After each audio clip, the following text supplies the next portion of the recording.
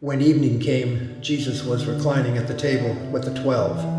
And while they were eating, he said, "Truly I tell you, one of you will betray me." They were very sad and began to say to him one after the other, "Surely you don't mean me, Lord."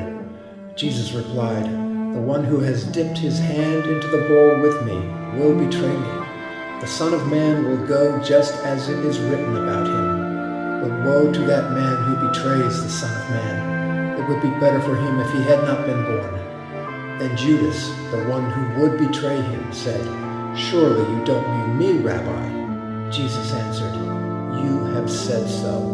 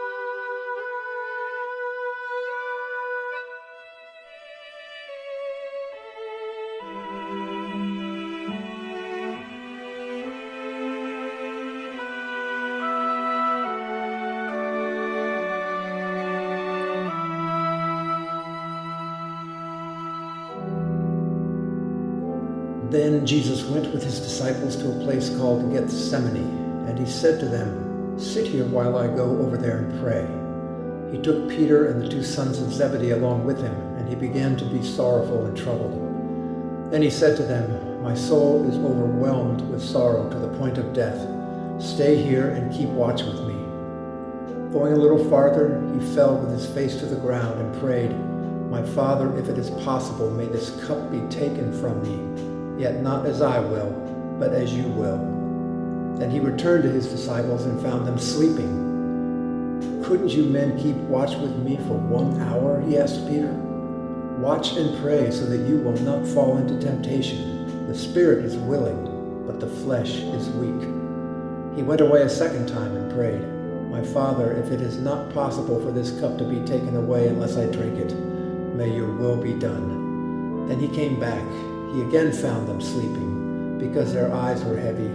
So he left them and went once more and prayed a third time, saying the same thing. Then he returned to the disciples and said to them, "Are you still sleeping and resting? Look, the hour has come, and the Son of Man is delivered into the hands of sinners. Rise, let us go. Here comes my betrayer." While he was still speaking, Judas, one of the 12, arrived. With him was a large crowd armed with swords and clubs, sent from the chief priests and the elders of the people. Now the betrayer had arranged a signal with them. "The one I kiss is the man. Arrest him." Going at once to Jesus, Judas said, "Greetings, Rabbi," and kissed him. Jesus replied, "Do what you came for, friend." Then the men stepped forward, seized Jesus, and arrested him.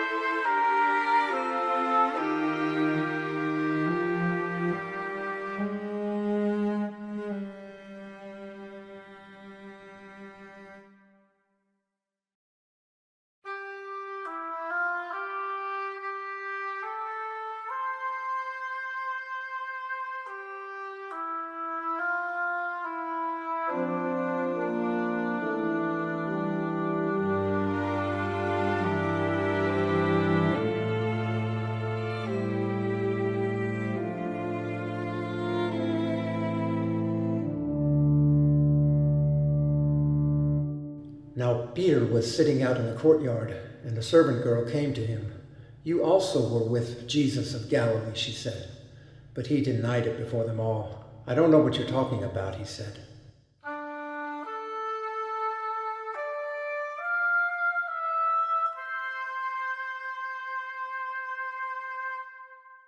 Then he went out to the gateway, where another servant girl saw him and said to the people there, "This fellow was with Jesus of Nazareth."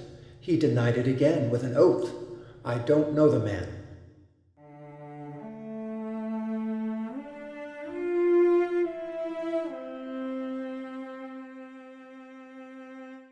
After a little while, those standing there went up to Peter and said, "Surely you are one of them. Your accent gives you away."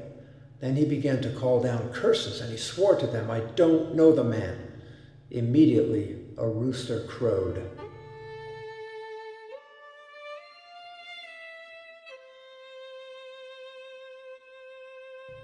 Then Peter remembered the word Jesus had spoken, "Before the rooster crows, you will disown me 3 times." And he went outside and wept bitterly.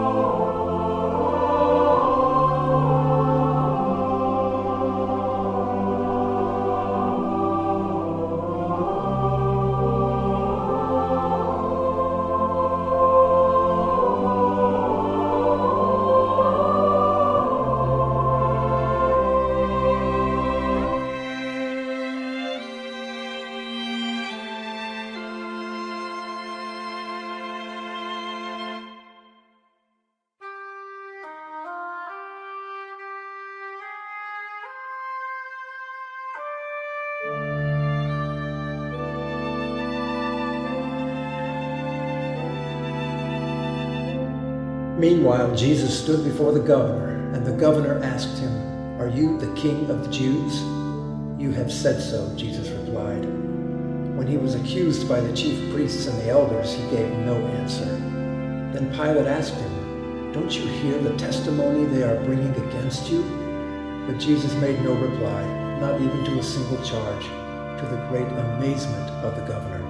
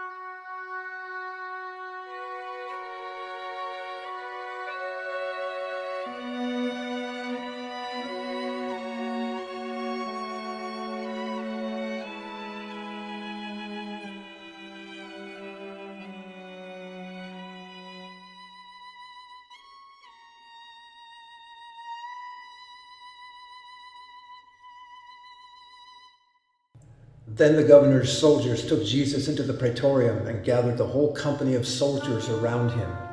They stripped him and put a scarlet robe on him, and then twisted together a crown of thorns and set it on his head. They put a staff in his right hand. Then they knelt in front of him and mocked him. "Hail, King of the Jews," they said. They spit on him and took the staff and struck him on the head again and again.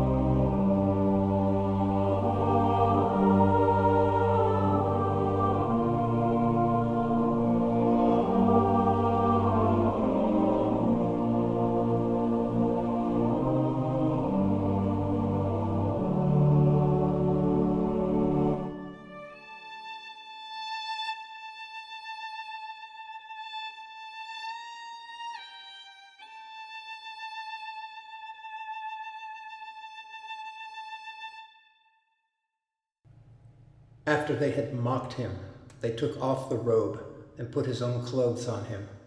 Then they led him away to crucify him.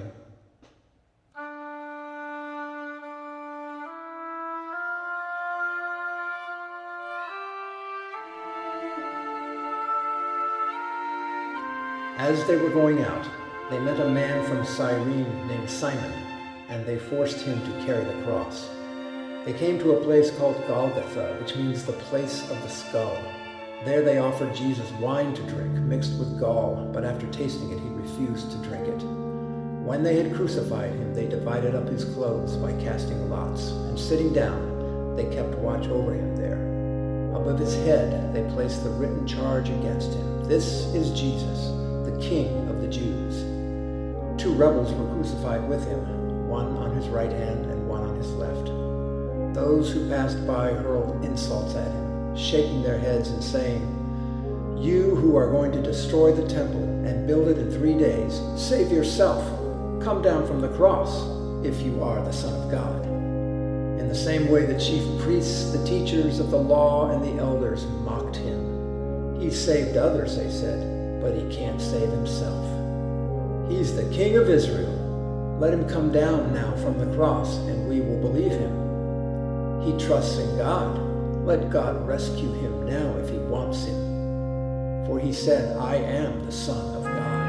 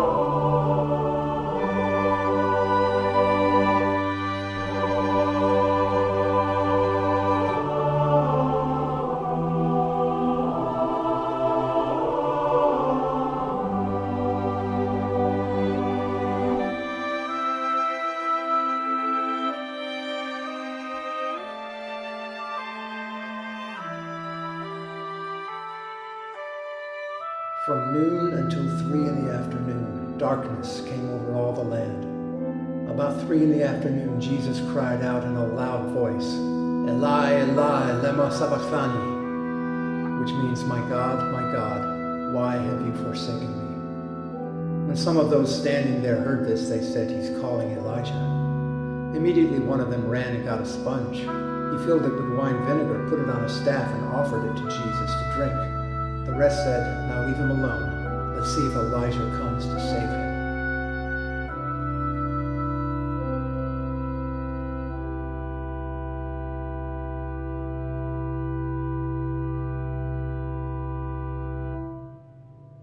And when Jesus had cried out again in a loud voice, he gave up his spirit. The temple was torn in two from top to bottom. The earth shook, the rocks split, and the tombs broke open.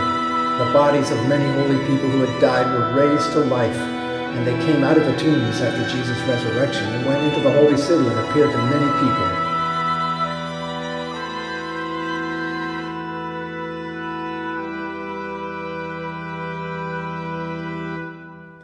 When the centurion and those with him who were guarding Jesus saw the earthquake and all that had happened, they were terrified and exclaimed, "Surely he was the Son of God."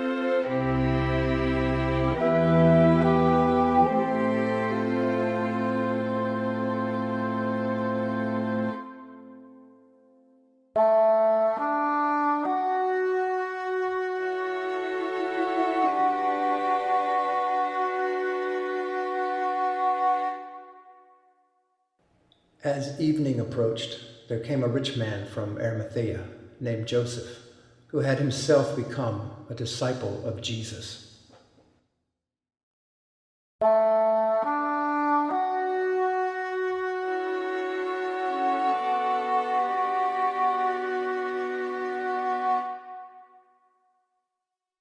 Going to Pilate, he asked for Jesus' body, and Pilate ordered that it be given to him.